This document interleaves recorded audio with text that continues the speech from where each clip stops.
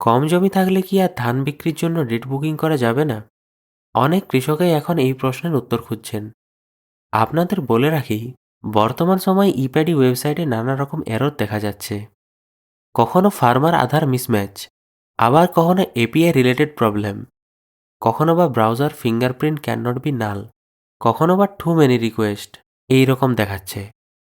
কিন্তু বর্তমান সময়ে কৃষকেরা সবচেয়ে বেশি যে সমস্যার সম্মুখীন হচ্ছেন সেটা হলো ফার্মার সেলফ শিডিউলিংয়ের।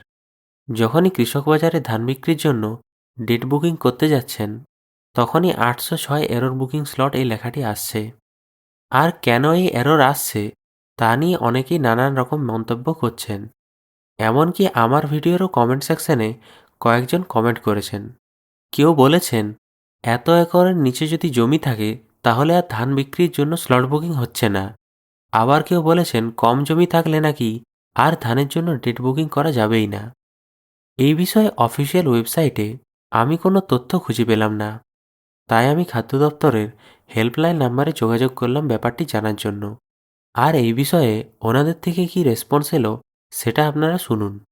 এবং সহায়তা দপ্তরে আপনাকে স্বাগত জানাচ্ছি। তথ্য জানার জন্য 1 টিপুন, অভিযোগ দায়েরের জন্য 2 টিপুন। নমস্কার, খাদ্য দপ্তর হেল্পলাইন নাম্বার দিয়ে কথা বলছি। হ্যালো। হ্যালো, হ্যাঁ, বলুন। বলছি যে ইপ্যাডি ওয়েবসাইটে ধান বিক্রির জন্য কি যদি জমির পরিমাণ কম থাকে, মানে ধরুন যদি অমুক পরিমাণ জমি না থাকে, মানে খুব কম জমি থাকে, তাহলে কি ধান বিক্রি হচ্ছে না, ধানের বুকিং হচ্ছে না?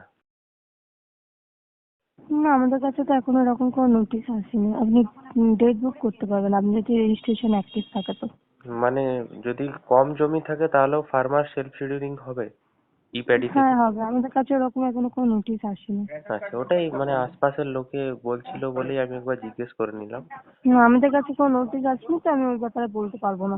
আচ্ছা আচ্ছা, ঠিক ঠিক আছে? আছে। হ্যাঁ, অফিসিয়াল হুম। ওয়েবসাইটেও সেরকম কিছু তথ্য পেলাম না বলেই আপনাকে একটু না, না, জানি। ওরকম ওরকম তো কিছু নেই, আর আমাদের কাছে কোনো নোটিশও এখনো আসেনি। আপনি কোথা দিয়ে শুনেছেন আমি বলতে পারবো না। ঠিক আছে ঠিক আছে, ওটাই জিজ্ঞেস ঠিক আছে? করছিলাম। তাহলে এর থেকে আপনি বুঝতেই পাচ্ছেন, যদি আপনার কম জমি থাকে এবং ইপ্যাডি ওয়েবসাইটে আপনার যদি ফার্মার রেজিস্ট্রেশন অ্যাক্টিভ থাকে, তাহলে আপনি ধান বিক্রির জন্য স্লট বুকিং করতে পারবেন।